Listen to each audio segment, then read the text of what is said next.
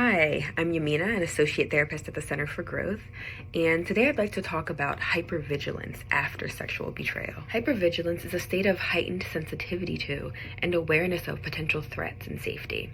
And in the context of sexual betrayal in a relationship, it's a natural response to your trust being broken by someone you believe to be trustworthy. Sexual betrayal is a shock to the system, it's traumatic, and in an effort to protect you from future harm, your mind and your body may enter a state of hypervigilance. Some examples of hypervigilance can include constant suspicion of other people, questioning other people's motives. There might be a lot of worry about people's opinions of you. Maybe you're worried that other people know about the sexual betrayal and what they might be saying about it.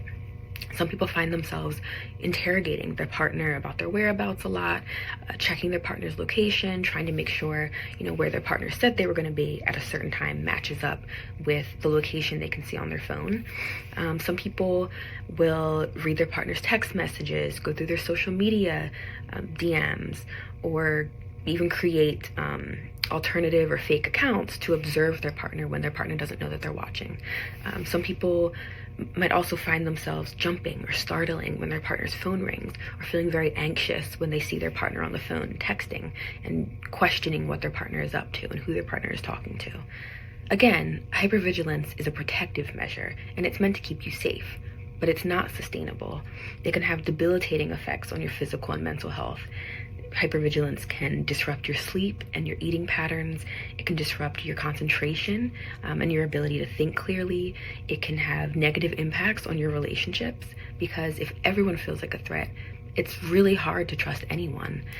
Being in a state of hypervigilance is incredibly draining. It takes a lot of energy for your nervous system to remain activated in this way, and this can lead to chronic stress and anxiety. So I think it's really important to acknowledge that hypervigilance keeps us alive, and you are doing the best that you can with these automatic systems that are hardwired into us as people. Sexual betrayal is an extreme violation of trust. It's scary and it feels like a threat. But as you realize your life ultimately isn't in danger to the extent that your nervous system is activated, there's also some work that can be done to return to a healthier, more grounded state, and hopefully with even more self-love and self-compassion. Some strategies that may be used in therapy include mindfulness and relaxation techniques, grounding yourself in the present moment, noticing the breath, relaxing your body, trying to bring your nervous system back to baseline, or at least to a point where it's easier to get through your day. Other strategies include somatic therapy, so noticing how your body is responding to the sexual betrayal.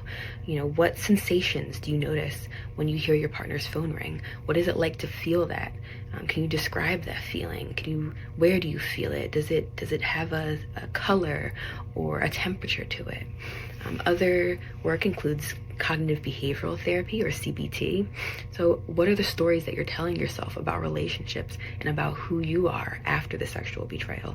What are the thoughts that keep you up at night? I also strongly recommend physical activity.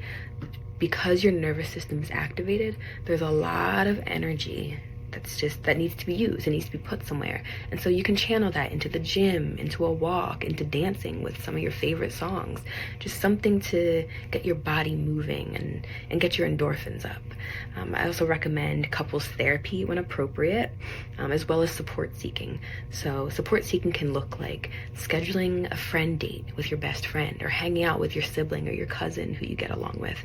And if you want to talk about the betrayal, that's fine. You don't have to. It could just be spending time with a loved one who you know you can trust, and someone who makes you feel safe.